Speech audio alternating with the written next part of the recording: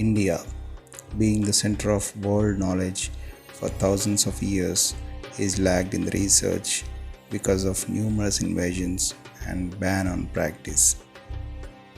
Our channel is going to focus on the research methodology of Vedic sciences and mainly on Ayurvedic science.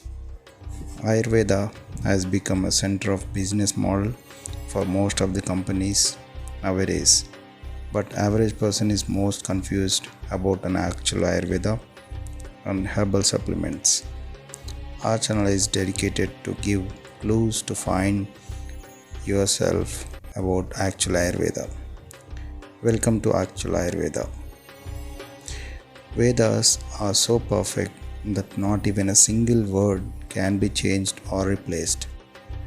Not like modern science that keeps on changing every day and every minute.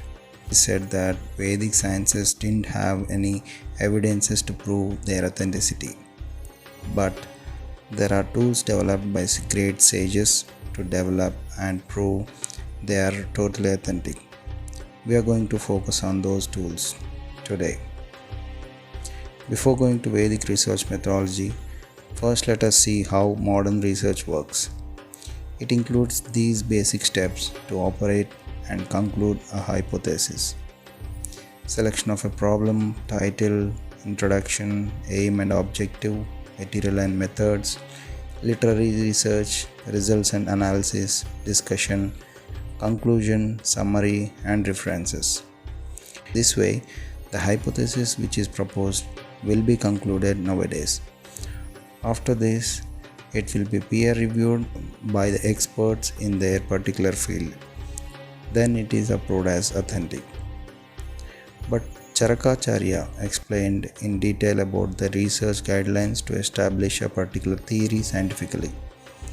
Before we discuss the research process or stages of discussion, we should know there is a great explanation by Charaka which mostly opts for today's situation. We should first assess a person or the body that we are going to prove our science. This topic is taken from Charaka Samhita, Vimanasthana, 8th chapter. There are two types of opponents, learned, ignorant, and three types of opponents, friendly, neutral, prejudiced. Precisely, one should not discuss with learned, prejudiced persons or friendly, ignorant persons or friendly, neutral persons. So one should always discuss with the learning, understanding, technical people. Why I mention this as a major problem is that today a research of core concepts of a drug of Ayurveda is reviewed by experts of other medical sciences and they are questioning the authenticity. It's just like giving a tree climbing test to all the animals of the jungle. This is a very important point to be noted that's happening in the research field between Ayurveda and other groups of sciences. If you keep on trying to explain to a set of people who don't even know the basics of particular science, it's a mere waste of time. Now coming to the research tools, there are detailed explanations under 44 titles. We can start with Vada, the discussion. Dravya, Guna, Karma, Samanya, Vishesha, Samavaya. These are the properties of contents you are going to work upon. Then Pratigna, which is hypothesis, you are going to propose. Sthapana, establishment. Pratisthapana, contrary statement to opponent. Hetu, cause of knowledge. Drishtanta, instance which used to explain the topic, just like hot like fire. Upanaya, correlation. Nigamana, conclusion. Uttara, rejoinder. Siddhanta, the final theory. Shabda, the knowledge perceived by words heard just like learned from Guru. Pratyaksha, knowledge by direct perception. Anumana, interference. Anumana, inference. Aitihya, this is just like a literal research. Then coming to validation tools, means tools used to review by authority. Starting with aupamya, comparison of similarity; samshaya, uncertainty; prayojana, purpose of intention; savyabhichara, incompatible argument; jignasa, curious examination; vyavasaya, resolution; ardhaprapti, attaining of meaning; sambhava, source; aniyojya, defective sentences;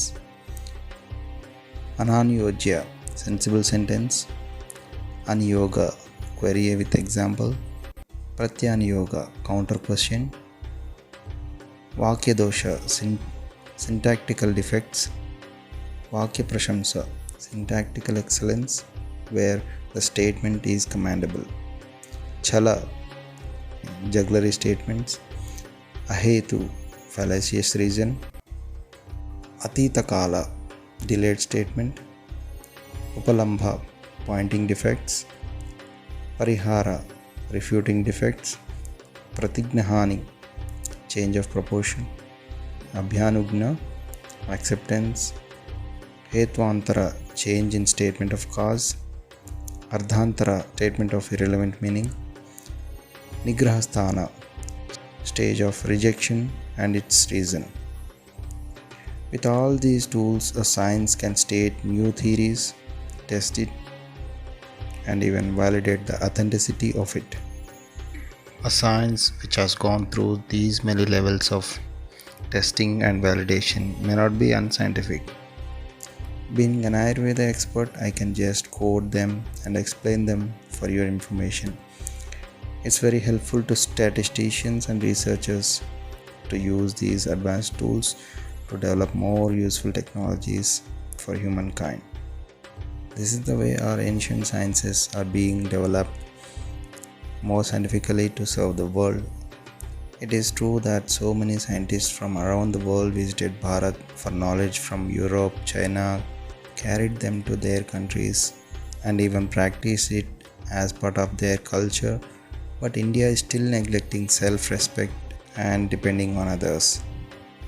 This is the time we should bring back our scientific culture and save the world. So next time anybody asks you about the authenticity of Vedas, show them this video.